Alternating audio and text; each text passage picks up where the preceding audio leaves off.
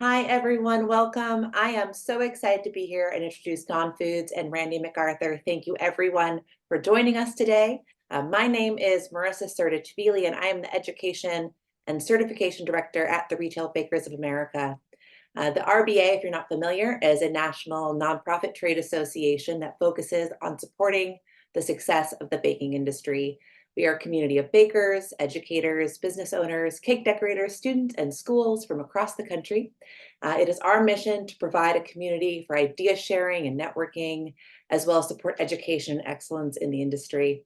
As I mentioned, I'm here with Dawn technical expert Randy MacArthur. Randy MacArthur is a technical support representative at Dawn Foods and is passionate about sharing his knowledge with the next generation of bakers. Randy is a second generation baker who took over his family bakery in 1976. With his leadership in his family bakery, Randy's Bakery became the largest independently owned retail bakery in St. Louis and among the top 5% in the United States, which is incredible. He has been heavily involved in the baking industry over the last 45 years, served as a past president of the RBA, as a board member of the St. Louis Bakers Cooperative Association, as a past president of the St. Louis Master Retail Bakers and Missouri Bakers Association. In addition to this expertise, Randy helped found the RPIA group, a peer sharing and buying group for bakers. Wow. Welcome, Randy. We are so excited to have you here and to talk donuts. Well, I'm so happy to be here. As you read there, that's a lot of bakery, and that's been most all of my life. And so, as we were talking before, a lot of what I do here is just to say thank you and to share back with what I have been so gracious to have been taught by those that came before me. So, as before we get started today and really getting down to the nuts and bolts about donuts, I'd like to share some great information with our folks this morning about donuts. In addition to being an ingredient company, Dawn is committed to the success of all bakers. And they have a lot of resources other than just donuts and icings and things to help bakers. And some of that is information. So I would like to share 5 things that I would like our folks to know about donuts this morning. So if I can share my screen correctly, which is always good when we can do that. You let me know if you can see it. Yep, that's All right. perfect. Yep. All right. Uh, so these 5 things, people love donuts and they love sharing them with other folks. And so donuts are also a hot category and they have strong growth projected over the next few years as well as in the past. And we're going to look at that real quick.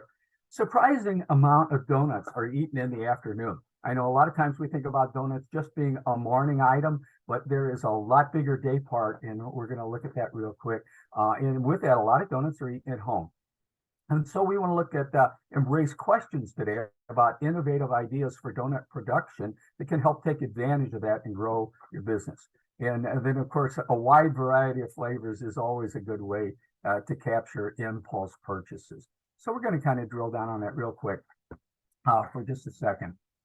If my screen will cooperate with me. This is a really cool slide. Everybody likes donuts all across the generations. Look at this, Gen Z's, Millennial, Gen X, and Boomers, over 80% favorability rate for donuts. What item or what thing can 80% of those 4 generations agree on? They can agree on, I want to eat donuts. So everybody likes donuts. So we really, as an industry, need to be taking advantage of that. And half of the people who buy donuts, they buy more than a dozen at a time. So it's also key to thinking about how do I package them? What do they look like? So people will be able to get them home and take advantage of that. So we thought that was a really interesting thing to mention. Another thing, over 10 billion donuts are sold, $10 billion worth of donuts are sold in the United States each year. And here's an interesting thing. Over 60% of those sales come from small donut shops and bakeries. So often we as small operators think that we're the Davids in a world full of Goliaths. But here's one item that we can take advantage of the fact that most people would rather buy it from a small company. So we really need to see how to position ourselves to take advantage of that. And there's some trends that are driving the popularity of donuts today. Naturally, new and inventive trends, new flavors. But also donuts are still an affordable indulgence in today's world. Everybody knows about inflation and things going up. Donuts are still a really good buy, and people know that. And of course, donut day part is increasing. People are eating them not just in the morning, they're for dessert and indulgence. So we want to take advantage of those trends. So, as we talk a little further today, we're going to go through a few things and talk about that. Here's a really interesting slide. We talked about 7% growth as a category, but in a small donut shop, this growth right now is 11%, and as artisanal bakery, it's 9%. Average the two small companies together, the average RBA type member, the small baker, the small donut shop, we have a potential for 10% growth. So thinking about that, and as we go forward this morning or this afternoon, think about what are the roadblocks to you being able to take advantage of that growth. And we talked about day part expanding. So one of the things that we're telling people they might think about is there are companies like Dawn and others that have developed extended shelf life products. Usually they have a natural enzyme in them, and they will give you a longer shelf life. Remember, those folks buying those donuts in the morning may be taking them home to eat tonight. They may be in the morning. You want to put your best foot forward. So the question is, how do we do that? And this also creates more opportunities for alternative production. You can use those mixes or those extended life. You might be able to shift your production from starting at midnight or 1 in the morning to perhaps the afternoon. It's not right for everyone, but there are ideas that are out there. A lot of our donut shops have begun cutting the donuts and freezing those and having a frozen donut puck that they can pull out at various times through their production. We have some members that do that with really, really good success. And we'd always be happy to connect you with somebody and give you a name. And then some companies purchase a frozen donut, maybe cake donuts, maybe a line, maybe not everything. There are some very good options from a number of companies out there. So we just want to put some of those alternative ideas and methods that are out there that you could think about. Variety is always important to try to take care of those growth. And it's a challenge for us. How do we constantly put something new on the shelves? Well, one very easy way to do that is with cake donuts. I know that our company, as well as others, have a variety of really good tasting cake donut mixes. And so you get into the fall, naturally everyone's thinking apple, they're thinking pumpkin, they're thinking those types of things, cherry, strawberry, when those things are in season. So a lot of those are really good to have on your shelf at those time of the year.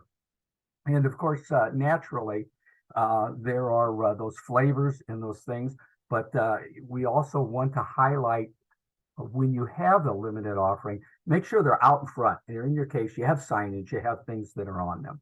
So just a few points. And then at the end of the day, we're going to come back and show you a few resources that Dawn has. So that's my quick spiel of data. Hopefully I didn't go so fast that I left everyone in the dust, but some really good talking points about donuts. And so we'll go ahead and stop sharing for a little bit, Melissa, and we will get going with donut troubleshooting. And again, anyone who does have questions, you have an expert here to answer your questions. So please put questions in the chat or in the Q&A, and we can get to those. Randy, for our bakers who might not, there's a lot of opportunity with donuts in operation. They're trending. There's growth in that industry. For any bakers that don't yet have donuts as a part of their line, how would you recommend them, entering into that area? That's a really good question. We found a lot of bakers, and even during COVID, some small donut shops opened this way, and they took advantage of the frozen products that are out there. And they actually started if you will take the frozen products that are out there and thaw them, you can have a really good product. And most companies will give you resources and explain how do you do that, and our company will. We've seen a lot of folks enter small, maybe get a small cake donut robot and take advantage of that. Cake donuts are very hot now.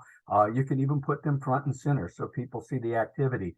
It's easy to make a 5 or 10 pound batch. Cake donuts are a very easy item to make. It's about a 2-minute mixing time, so it's very easy to do that. And that is a good way to get started.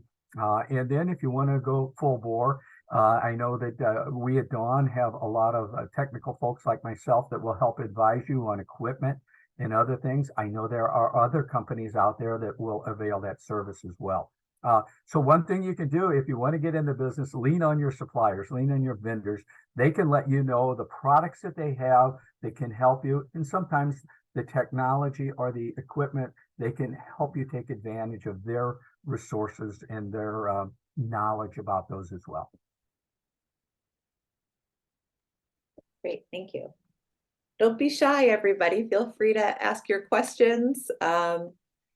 Randy, what would you say is one of the, when problem solving, what are some of the top issues you see people running into in donut Sure. production?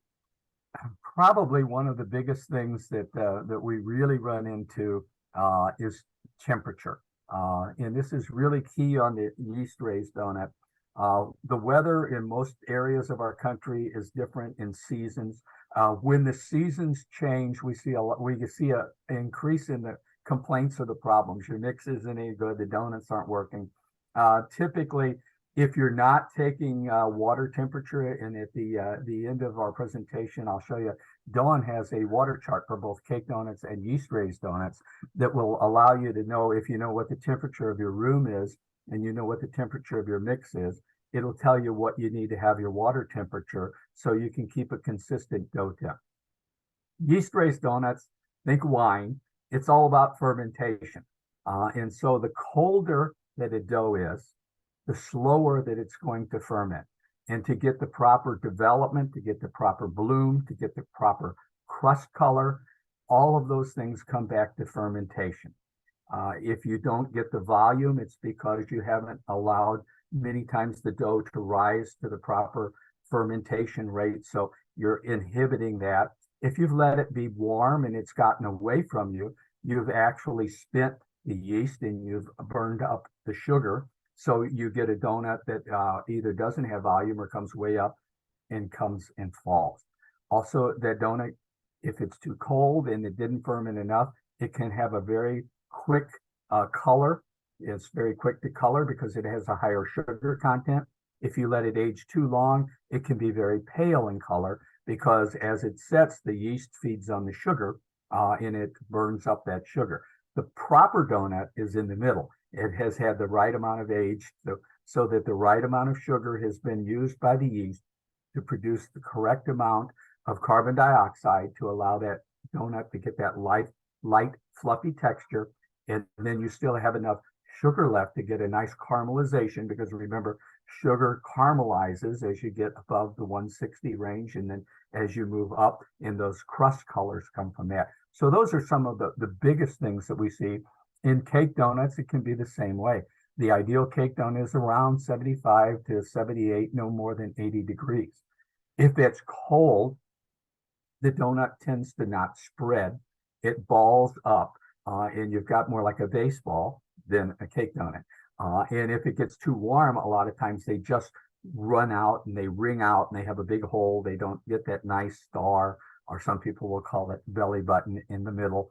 And those are usually due a lot to temperature, but also undermixing or overmixing. And so those are probably the most common things that we see people not following the bag directions or the temperature. And it's always good to take the temperature of your yeast raised donut dough after it comes off the mixer. If you miss that temperature and that dough maybe is 90 degrees and your normal fermentation time is 45 minutes to 60 minutes, you automatically know that I can cut that fermentation time maybe down 15 minutes less so that the dough doesn't get away from me.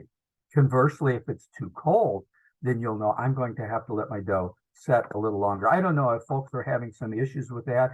The people kind of take that temperature, or is that a problem? We do have a question here. It says sometimes the top of the donut fries appears to be good, but when the bottom is finished frying, the bottom becomes soft and deflates? Not sure if it's top and bottom. Are we talking about when you after it comes out of the donut stove? Are you talking about it jumping up and then maybe developing a blister or really top and then it deflates? Usually, if you're seeing a big bubble or a blister, those are typically the dough has been on the young side, hasn't set long enough, and so they'll form kind of a pocket or a bubble inside of them, and they'll have a tendency to collapse after that. That's usually due to either young, not sitting long enough before having it loafed or on the bench before you cut it, or also rushing it in the proof box. Typically, most yeast-raised donuts need to proof around 30 minutes at about 105 to 110 degrees. It could be 5 or 6 minutes less. It could be 5 or 6 minutes more, depending on the type of proof box. You want just enough moisture in them. Moisture can also affect that. If there's too much moisture on it, it can cause that bubbling and the donut will also fall. So we say when people proof their donuts, try to be around 70% humidity at about 105 to 110 degrees, and it's usually around 30-minute proof time. Great, thank you. Also, if people want to raise their hands, also I can unmute you and you can ask your question directly to Randy, if that simplifies things as well. Yeah.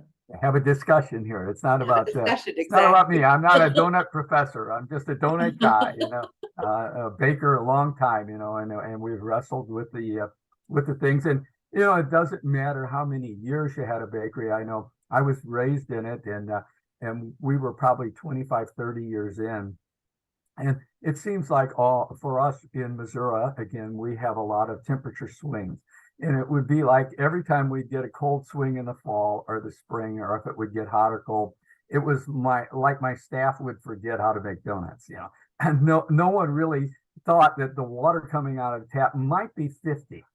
It might not be 70. It just seems like our donuts are small and they're not moving. And that's why I say it comes back to temperature. And it doesn't matter how long you do it. Sometimes you just get in a rut and you forget.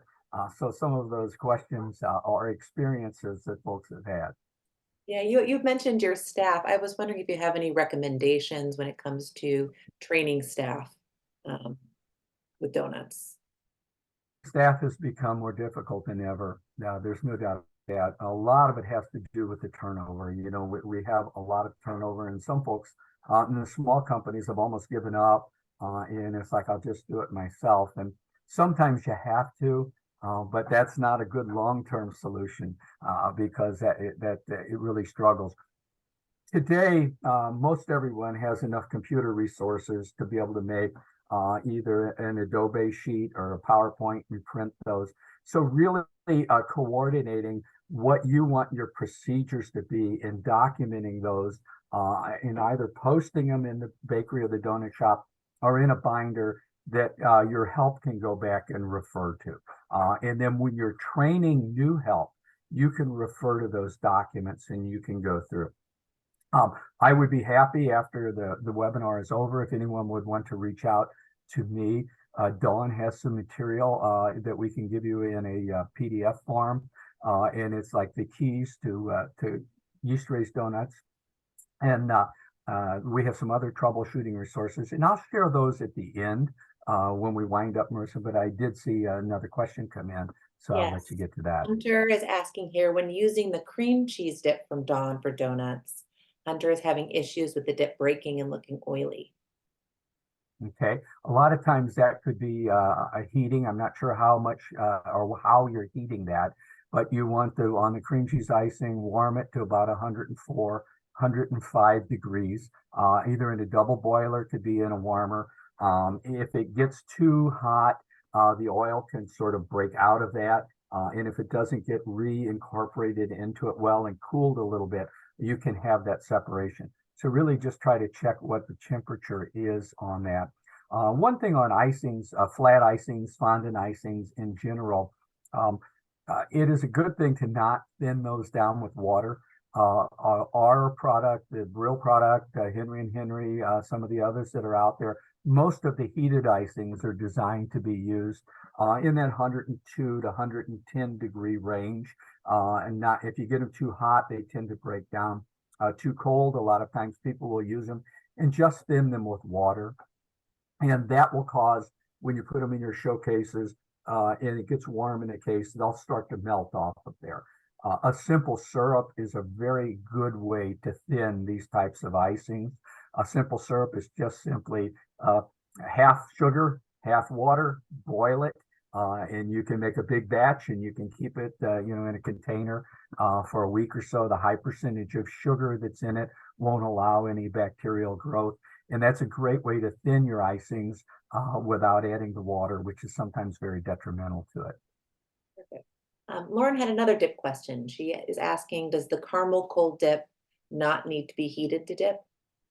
On our icing, and as well as others in the industry, if it will say a cold dip, then that is always meant not to be heated. There are some cold dips from some of the manufacturers that are out there. Look at your label. Most of the time that will follow up and say simply stir and use, or it'll say heat to that type. Cold dip, no. Again, you will need to aerate it, blend it a little bit. And again, cold dip at 50 is going to be pretty stiff in the bucket. Cold dip at 100 degrees, and a lot of times our shops are not condition controlled. So on a cold dip, find a good temperature. It's usually going to be around 80. That's going to give you a good working temperature. So you may want to find where you store that item, or you may want to have to put it in an area that's a little bit warmer. And again, even with the cold dip, if it seems a little stiff, you may look at warming it a little bit some way or another if it's too cold, and that happens in the winter. In the summer, you usually don't have that problem, but it might be too soft. So there you might want to store it in an air-conditioned area. So, you sort of go back and forth on some of that. A lot of the shops today I'm seeing are air-conditioned. If you can do that, especially if you can't do it in your shop, if you can do it in your storage room, it's really good. And I say that people in their storage room have both heating and cooling ability. The other side of that is, since the shortenings have been redone, the shortenings are much more temperature sensitive than they used to be, especially your palms. If you use a palm or an animal blend, which a lot of people do today, they're sensitive in different ways. The palm could be very sensitive to heat and be very soft, and conversely, in the cold, it can be very brittle. The soys have a better temperature range. They don't seem to do that as much, but temperature storage of your ingredients is very important. It will help you, especially on your icings and your fats. Great. A quick question also, Jeff was asking if the video be recorded so you all can show it to relevant staff members. Absolutely. It'll be recorded. I can send out a link by tomorrow, and you'll have that as a resource. We have DG Donuts, who asks, is there a way to keep the flat icings and glazes from melting off in high humidity environments? DG Donuts is in Florida, and it is a struggle. You get a lot of humidity down there in Florida. It sort of comes back to a little bit of what I just said. There are different types of flat icings. And so one of the things that you want to look for, especially if you're in a retail or artisan type environment, you want kind of a nice, thick, fudgy looking icing. You're going to want to go to a higher grade of icing, whether it's ours or whether it's one of the other companies that are in the market. You want to look for probably a fondant-based icing, which is made from a finer rind of powdered sugar or from a real fondant. Those typically will set up with a little more stability than an icing that is just made with powdered sugar and the waters and the things. Think regular glaze. Most of those have a little thicker viscosity, so that when you heat them, they'll feel thicker and they'll feel a little more fudgy. So knowing that, you're generally going to be at a little higher grade of icing, especially in those high humidity times or where it's hot. That said, it's still very important to warm it to the correct temperature, because that helps it set. If you take a good icing and you only warm it to 100 degrees and you thin it down with water or simple syrup, that sugar hasn't been warmed to the temperature that it's supposed to be. Those icings are designed to set, but they will only set if they've been warmed to the proper temperature before. Conversely, if you warm them up to 120 or so, you break them down to the point where they will also run. So it's very important to find the kind of that magic number, which is usually going to be around 102 to 110, depending on the brand of the icing. Do not thin it with water. Try not to thin it at all if you don't have to. But if you have to thin it, use simple syrup. Those will help. Glaze is the same way. There's some glazes that'll usually be the lesser expensive. They'll usually say thinnest, thin set, that type of thing. Those glazes have a higher percentage of water in them sometimes, or they don't have any other gums or anything in there to help them set a little bit. We have a thin set, a thinnest. We have a medium thick, and then we have one that's designed for wrapping. So with glaze, when your glaze has a high percentage of water. And so when you hold that high percentage of water in another humid environment or wrap it, it is going to deteriorate more. So in those areas, we recommend our medium thick glaze a lot, which has a little more gum in it. It's a little thicker. It's not quite as thin. It's a little more opaque, and it seems to hold on the donuts longer. Sometimes it depends on the type of operation you have and what your purpose is. If you're a morning donut shop and you're going to sell out in 6 hours, then you can usually use the thinner glaze. It's not going to have an issue, except when you consider that 60% of the people might want to eat the donuts in the evening or the next day. Is that glaze or that icing running off at home in their box to where they don't want it to be? So if you don't know, maybe you need to box up some donuts and take them home and see what they're like. But that said, usually a little thicker donut glaze will help that. Again, don't thin the glaze down if you're using a ready-made glaze. If you're making your own glaze and you're using a set and match driver, some sort of a sugar like that for it, it will be important to follow the recipe. Make sure usually that you use hot water when you're making that glaze, and some sort of a wrapping additive or stabilizer in it. Our company makes a stabilizer. There are a few other companies out there that make a stabilizer that you can add to your scratch glaze. That's sort of an overview of that category. And again, I would always be available to reach out individually later if you have some in-depth questions, or I was talking so fast you didn't hear me. Lauren has another question about the caramel cold dip. She's saying that hers becomes oily even though it's a cold dip, and why might that be? Probably separating a little bit, and that can be from storage, either the age of it or if it got warm. And it just depends.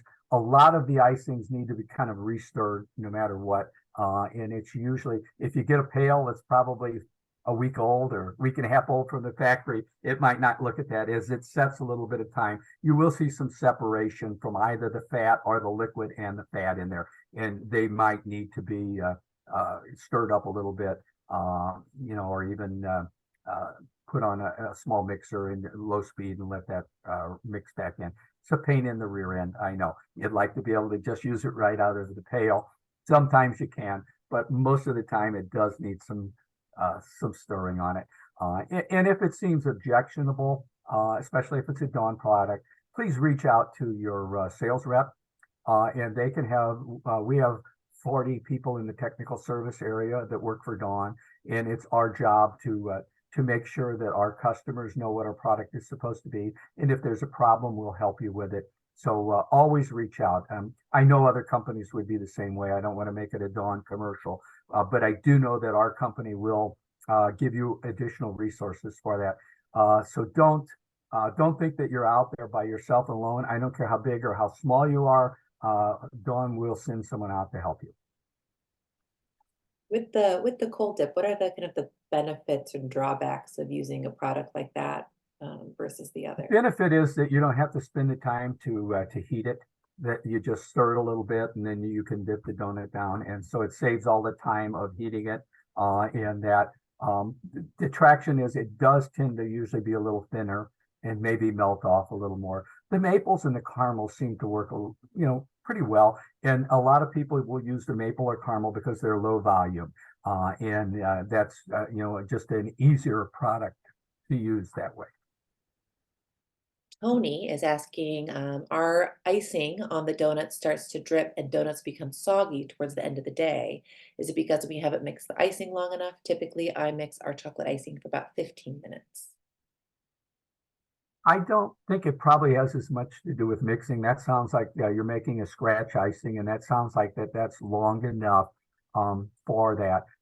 It would probably have a little more to do with I don't know if you're heating the donuts. If you're heating the icing or if you're putting the warm donuts in that and you're letting that set. So some of that has to do with which method that you're using. A lot of folks will just have room temperature icing and they'll put the warm donuts in, they'll leave it, and then they'll turn that over from that point.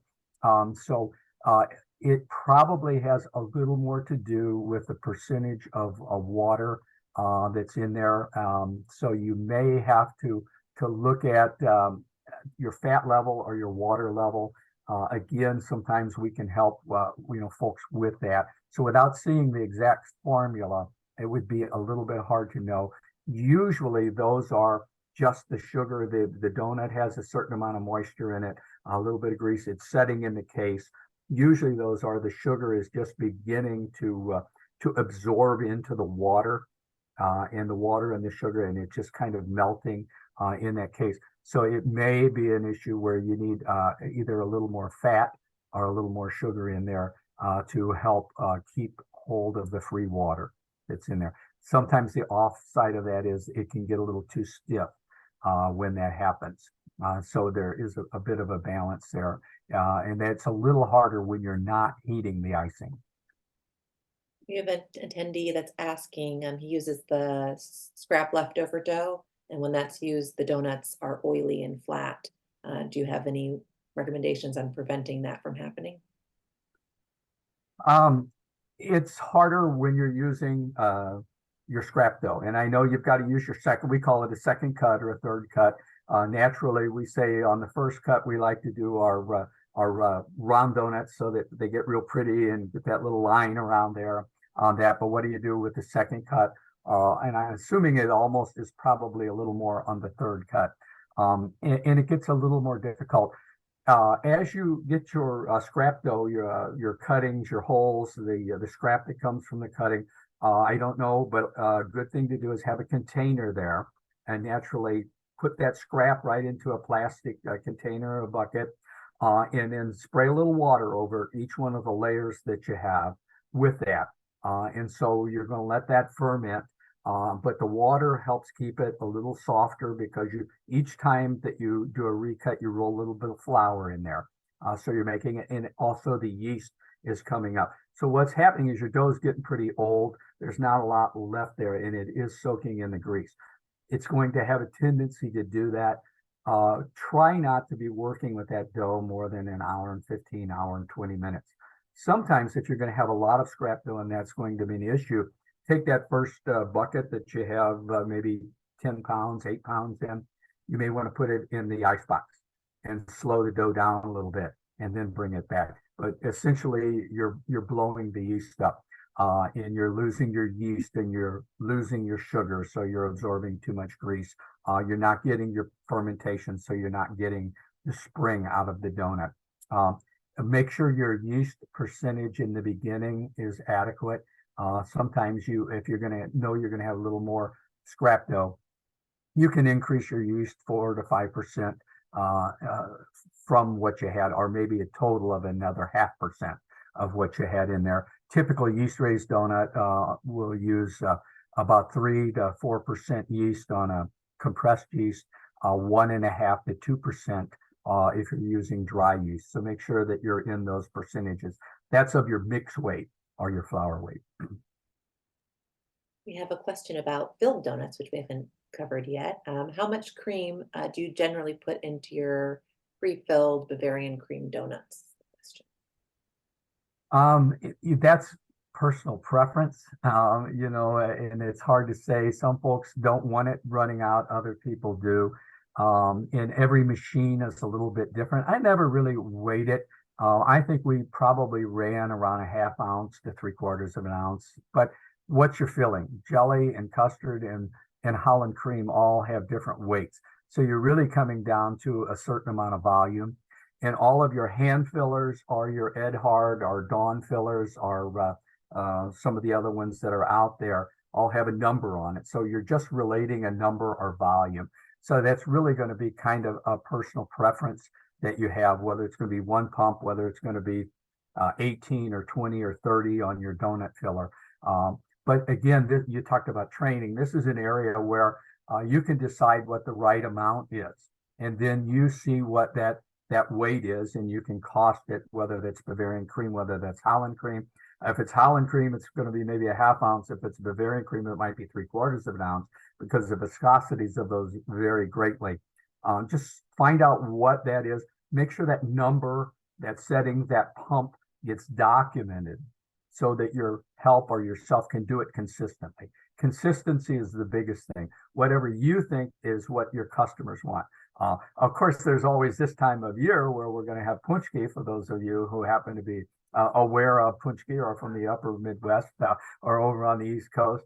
And it's like, as much as you can pump in there, that's what you want in until it runs back out, you know, and that's that punchki filling. So there you go. You know, are we making a standard fill donut? But it's really going to vary. But weigh it and be consistent. Keep the questions coming. We still have some time here. You had mentioned, Randy, the accessibility of donuts because of the price point. Do you have any recommendations for pricing of donuts or in general? You know, pricing is always difficult. And as a rule, you do need to know what your costs are and try to do that. But in today's world, kind of where do you fit as a company and where are the prices in your industry? There are the big guys that are pulling those prices out. As a rule, most of us that are smaller operators tend to underprice what we have. So try to do the best you can, stretch that out. In today's world, it's more about being competitive, but not competitive on the low side. Make sure that you're at the top end or that you're in the middle of that. Now, naturally, go back to your costing. You can see what your costing is, and then you can see what your total labor is. It's hard in the small business. A lot of times I tell people, just pay attention to what your total material cost is and what your total labor cost, maybe for production. Know what that is for your production people. Know what it is for your sales folks if you're in a sales environment, so that you can keep an eye on those consistent numbers. And then you're going to know, is my profit too low? Then you're going to say, I'm going to have to increase that sum. You know, we have to be careful about pricing from a federal trade perspective, but as a rule, think about pricing yourself at the top end, not the bottom end, because you don't want to undersell your worth. And in this industry, for years and years, we've undersold ourselves. Yeah. And to that, if we don't have any other, one topic that I kind of want to talk about a little bit, and maybe we can get some feedback, is labor is so hard right now. Getting people, keeping people, training people, knowing that a lot of times we're an overnight or a late night operation. We see a lot of donut shops and bakeries trying to reach out to us and say, what can I do so that I can produce in the afternoon or that I don't have to come in so early? What are some of those alternatives? Is that an issue that some of our folks that are out there are wrestling with? And what would you want to know about that? Typical labor percentage for donut production. I saw that question come in. Again, that's really hard because of the different sizes and operations that we see. We see labor in the retail type shops probably running between 25 and 45%. 45 is going to be very hard to sustain in a donut shop. That's usually an overall percentage in an artisan type bakery. I would hope that a donut shop could shoot for a 20% figure. If you're highly specialized and you're decorating a lot of your donuts, it may go a little bit more. But honestly, if you can stay in that 20 to 25% range, you're going to be much more profitable. Sometimes it's hard to do, but it's a good benchmark to shoot for.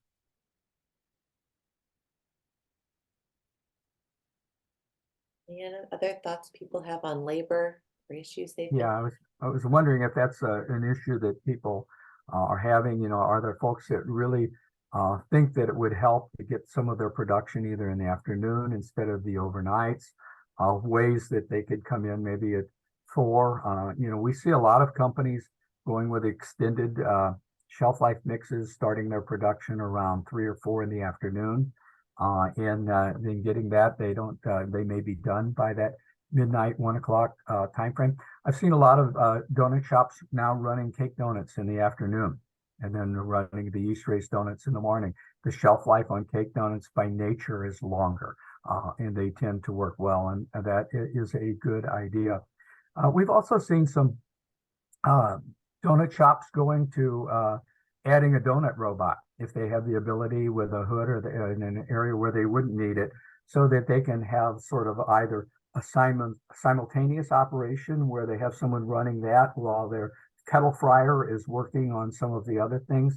That sort of multiplies your time, and it's a very labor efficient way to produce, and you can do that.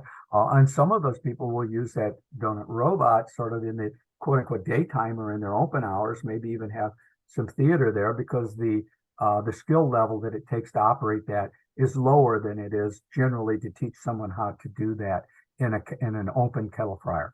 So I don't know if some of the folks have you know, experienced that, as well as a lot of folks have also gone to cutting their donuts out in the daytime and freezing those dough pucks. Typically, you will increase your yeast about 10% more than normal. You cut your fermentation time back maybe 10 to 15%.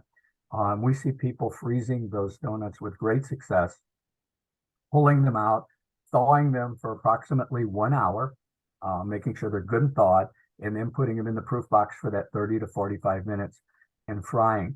That leaves you typically a window of about 2 hours from a frozen donut to having something come out of the fryer. And we've seen some companies that do that because we never know what kind of day we're going to have, or somebody wants to order 20 dozen donuts in the afternoon. These are ways that you can handle an order that you may have said no to in prior times. And some people just do that to handle, you know, extra day, or maybe 1 or 2 days out of the week they don't want to produce, so they'll freeze. There are a lot of options. We see that there are opportunities for donuts. Small donut companies, you have the opportunity to increase your business 10%. I mean, those are the statistics that are out there. So what is the roadblock to that? Most of the folks that we talk to, the roadblock is they're tired. They're working as much as they can work. They can't find good help, and they just don't know how they could make any more, or if they want to. But the reality is we need to, and we need to take advantage of this. And there are ways that you can do that. And there are resources out there that can help you. Our company and others will be more than happy to help walk you through some ways to help be able to increase your production, but yet take the workload off of yourself, because you do have to have a quality of life. And many times increased business falls prey to quality of life. I'm just tired. I don't want to stay open any longer. I don't want to make any more. But that's not a long-term formula for success. We have a couple questions here in our Q&A. We have a business owner who currently has a cupcakery and creamery and is thinking about adding donuts to production, but has no experience with them. And this person is asking, can you fill a cake donut? And then also, how do you get in contact with Dawn for help? Sure. The cupcake stores, it's very easy to get into donuts, especially the frozen route. We have some excellent frozen products. And again, those are already pre-fried. All you need to do is run them through the oven for a couple minutes, bring them to a warmth. Then they can be glazed or iced, and we're very happy to help walk you through that process. Also, a good way to think about getting in it is to get a cake donut robot machine, and then you can have some theater with that, and you can get into cake donuts with the same equipment that you have in a cupcake shop, other than that donut robot. You might have to add a hood depending on the municipality. So I'll throw that note in there. Finding out with frozen donuts whether you have a market is a very safe way, because you don't have to add a hood, you don't have to add the expense of those other things.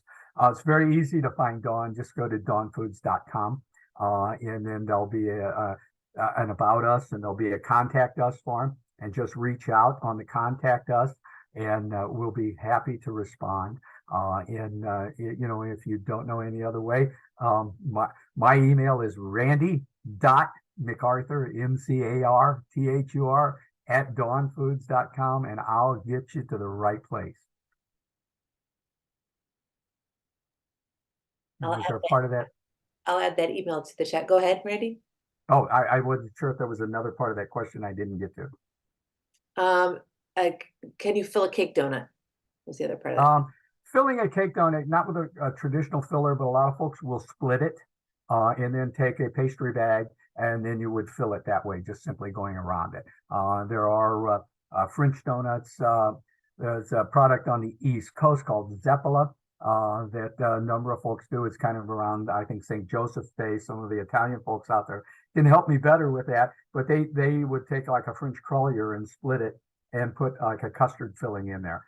So there are those, folks that do that. And there are other folks that just take a cherry cake donut and maybe fill it with a custard or with a Bavarian icing. So yes, you can do it, but not with this traditional filler. You'll do it by hand. Lauren is asking about selling daily donuts versus maybe doing it once a week, and what you would recommend.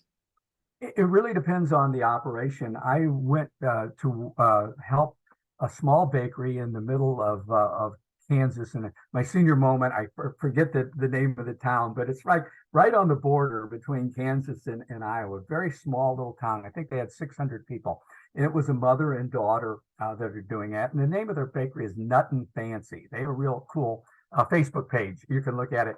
But they only make donuts, I believe, 2 or 3 days a week. And then they have other bakery and food items that. So it depends on the operation that you have, what would really fit into that.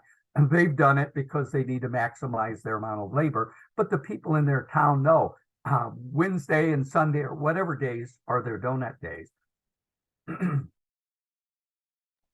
They know that they're going to be able to go there and get donuts on those days. So it does work well for folks that have other things other than just a donut shop. If you have a bakery, cupcake shop, a cafe, that type of thing, donut days could work well for you.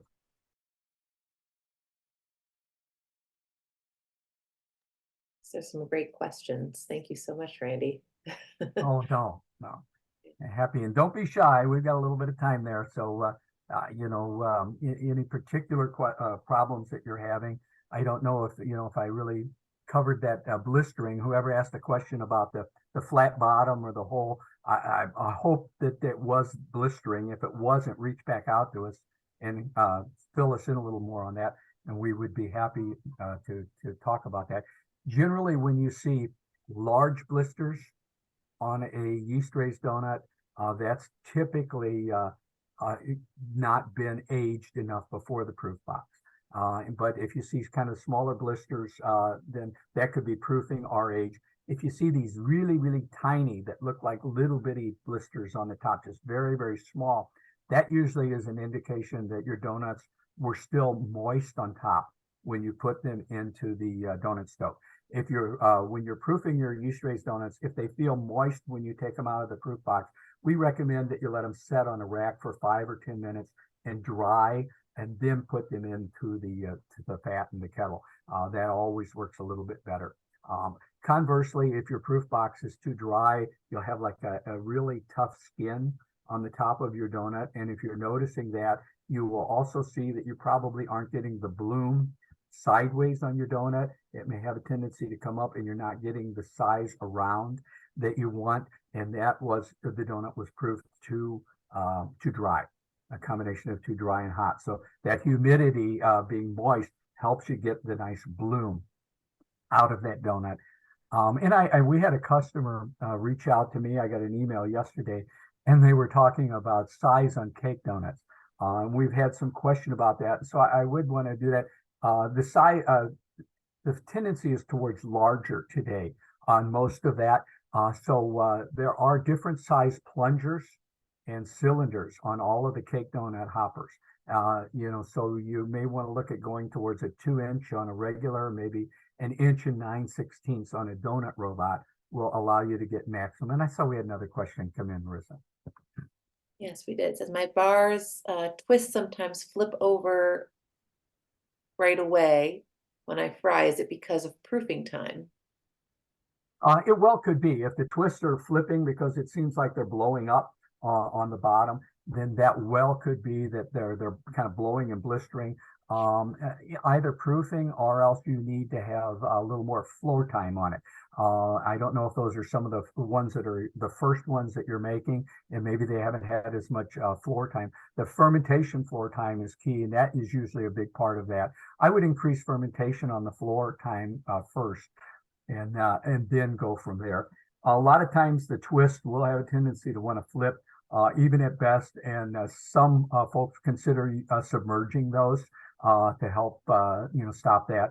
I don't know a lot of folks have a submerger screen attached to their donut stove. They're very nice. If you don't have one, for donut holes, for some folks will do long johns or twist with those.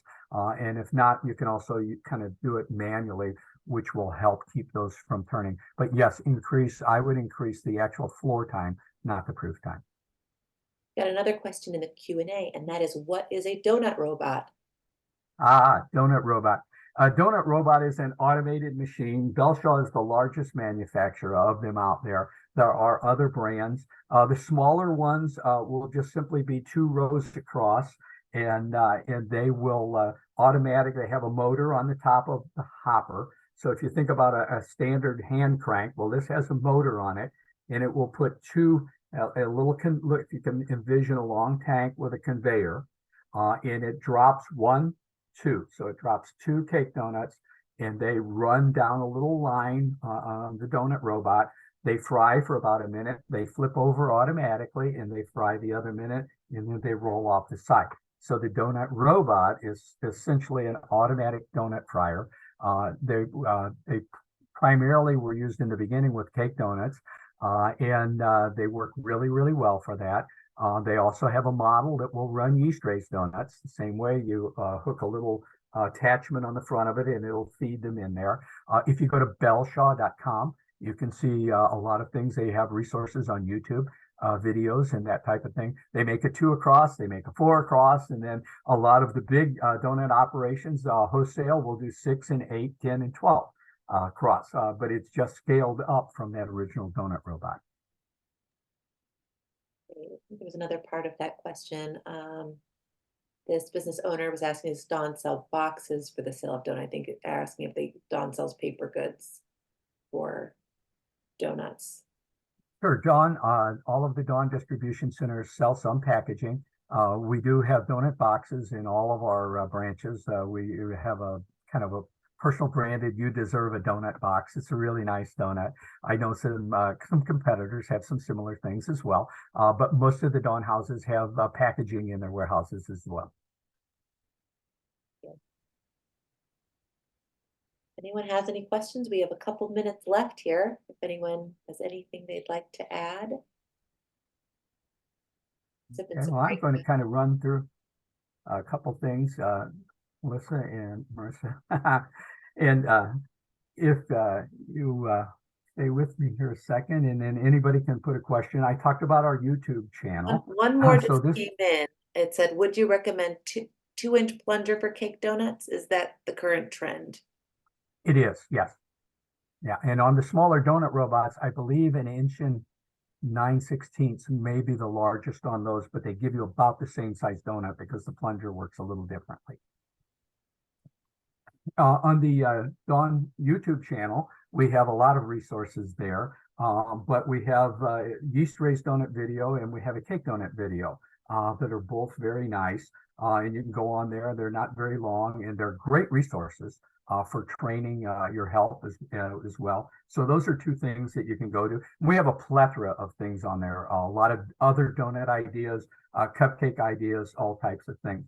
And then we also have things like troubleshooting manuals, and you can reach out to us either via the website or your sales rep. We have troubleshooting manuals. We have one for yeast raised donuts. We have one for cake donuts. It's like a 4-pager with the most important things that you need to know about making yeast raised donuts or cake donuts. We also have the desired dough temperature chart in there that I was talking about. That's in that resource, and we would be happy to get those items into your hands.